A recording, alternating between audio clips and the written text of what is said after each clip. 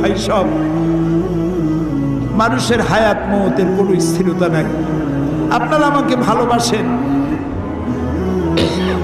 এর জন্য আমি কৃতজ্ঞ।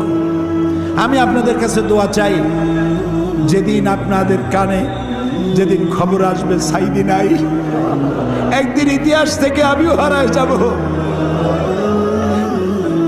কিয়ামতের দিন আল্লাহ যেন আমাকে মাফ করে দেন। আমি কিচ্ছু চাই না আল্লাহর কাছে। আল্লাহ যদি বলেন কিয়ামতে তোরে মাফ করে দিলাম, এর থেকে বড় পাওনা আমার নাই। হায় আল্লাহ, এদেশে ইসলামের জন্য কারা রক্ত দেয়?